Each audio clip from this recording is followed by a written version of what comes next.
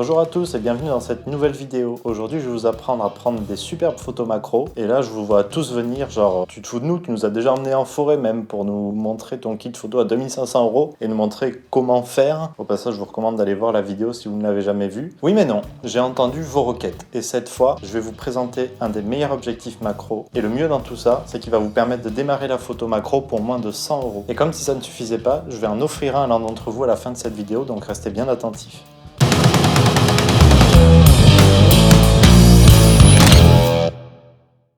Vous l'aurez compris, cette vidéo est complémentaire à notre premier vlog sur la photo macro en forêt. On vous y avait expliqué sur le terrain comment réaliser de belles photos en utilisant les différents réglages de votre appareil et votre optique, l'ouverture, la vitesse de prise et les ISO. Je prévois d'ailleurs de poster une vidéo dans laquelle je vais vous apprendre plus en détail comment ces trois réglages fonctionnent et influent la manière dont votre appareil perçoit la lumière. C'est vraiment intéressant et je vais peut-être même vous apprendre des choses que vous ignorez sur vos machines. Donc assurez-vous de vous abonner à la chaîne pour être sûr de ne pas manquer cette vidéo. Le problème, et on en avait déjà parlé dans cette vidéo, c'est que étant donné que c'est pour nous une activité professionnelle, on a acquis du matériel adapté et ce setup a une valeur neuve autour des 2500 €, dont 1000 € rien que pour cet objectif. Et pour cause, il s'agit d'un Canon 100 mm ouverture 2.8 série L comme luxe. Pour ce qui nous concerne, on ne s'est pas trop posé la question, c'était un investissement. Mais vous êtes nombreux à nous envoyer des messages pour nous demander conseils sur des alternatives moins coûteuses, et c'est normal quand on a moins d'argent à y consacrer. On a donc testé plusieurs autres objectifs moins chers au cours des mois, mais genre beaucoup. On a écumé le web, les brocantes, et j'ai le plaisir de vous présenter le grand gagnant. Le voilà, il s'agit du Helios 44-2. Pour les connaisseurs, la distance est de 58 mm et l'ouverture de f/2. C'est une optique russe qui a été produite en URSS dans les années 80 et c'est une vraie pépite parmi les optiques vintage car elle produit des photos magnifiques et malgré tout, comme il y en a énormément sur le marché de la seconde main, elle se trouve à des prix entre 30 et 60 € sur Leboncoin et eBay par exemple, donc beaucoup plus accessible que d'autres modèles comme notre Canon. Alors ceci dit, comme tout ne peut pas être parfait, il y a des concessions à faire quand on achète un objectif comme celui-là et on en parlera un petit peu plus tard. En attendant, ce qui la rend aussi populaire chez les amateurs, c'est son bokeh. Le bokeh, c'est la manière qu'a chaque optique de flouter l'arrière-plan pour le détacher du sujet. Sur certaines optiques, comme celle fournie par défaut avec l'appareil Canon, c'est très léger. Sur celle que j'utilise pour vous tourner cette vidéo, c'est un peu plus prononcé et vous devez d'ailleurs voir que l'arrière-plan et les lumières qui se trouvent derrière moi sont moins nettes que mon corps, mais sur les optiques les plus populaires, comme certaines qu'on utilise pour d'autres tournages et notre invité du jour, l'arrière-plan est flouté de manière très intense et les lumières deviennent des taches de peinture devant lesquelles le sujet ressort beaucoup mieux. Du coup, voici la même photo prise dans les mêmes conditions avec l'optique Helios.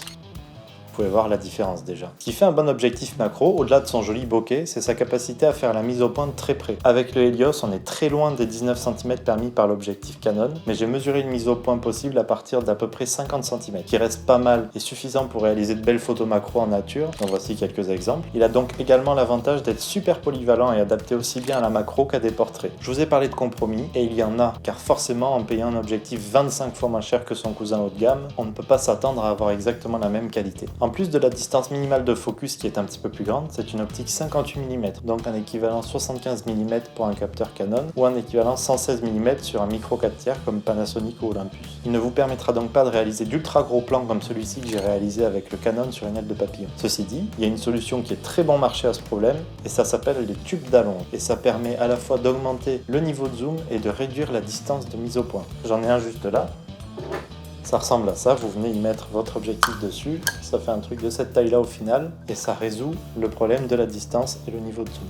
Il se trouve entre 15 et 150 € selon la marque et les fonctionnalités, et je vais maintenant vous montrer la même photo que tout à l'heure, prise sans tube, puis avec un tube, 2 tubes et 3 tubes à longe. C'est vraiment impressionnant le niveau qu'on peut atteindre, c'est presque microscopique, encore plus qu'un objectif macro classique. Si on en revient maintenant aux inconvénients. Comme il s'agit d'une optique ancienne, il n'y a pas de stabilisation intégrée, donc il vous faudra un trépied dans la mesure du possible pour réaliser des photos stables. Le réglage du focus et de l'ouverture sont exclusivement manuels et avec les bagues qui se trouvent sur l'objectif. Vous pouvez d'ailleurs peut-être voir ici que je fais tourner la bague d'ouverture et on voit l'iris de l'appareil qui s'ouvre à l'intérieur. Et enfin, si le vendeur ne nous en fournit pas, il vous faudra certainement acheter un adaptateur pour le monter sur votre modèle d'appareil photo. Ne vous inquiétez pas, je vous ai mis dans la description de la vidéo un lien vers l'objectif, les tubes à longe, les adaptateurs qui vont bien, ainsi qu'un vendeur eBay qui propose de vous en fournir avec l'objectif sur demande. D'ailleurs, c'est auprès de lui que j'ai acheté le mien. Il est arrivé avec un adaptateur vers appareil Canon inclus et c'était nickel. Alors soyons clairs, c'est pas des énormes concessions et si le facteur prix est important pour vous ou que vous souhaitez mettre les pieds dans la macro sans y laisser un bras derrière vous, pas pratique pour prendre des photos, c'est à mon avis un excellent compromis. Un de nos abonnés a d'ailleurs franchi le cap et comme vous pouvez le voir sur ces photos, les premiers essais sont excellents.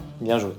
Ok, donc si on récapitule, niveau prix, on est à 50 € pour l'objectif, puis éventuellement 20 € pour un adaptateur et 20 € pour des tubes à longe entrée de gamme. Donc on est à 90 € pour être en mesure de réaliser de superbes photos macro. J'espère vous avoir montré qu'on peut démarrer la macro pour vraiment pas cher et qui sait, peut-être que je vous ai donné envie de franchir le cap grâce à cette vidéo et j'en serais vraiment ravi. Il y a certainement d'autres options sur le marché, notamment des optiques pour smartphone, une idée de prochaine vidéo qui sait, mais c'est celle que j'ai le plus appréciée pour sa personnalité si unique avec son arrière-plan très flou et le très bas prix si vous avez déjà un appareil photo à objectif interchangeable. D'ailleurs, chose promise, chose due, on va tirer au sort une semaine après la mise en ligne de cette vidéo une personne et nous lui enverrons gratuitement un de ses objectifs d'une valeur commerciale de 50 €. Pour participer, il vous faut être abonné à la chaîne, avoir activé la cloche de notification et commenter sur cette vidéo dans la semaine qui suivra sa sortie.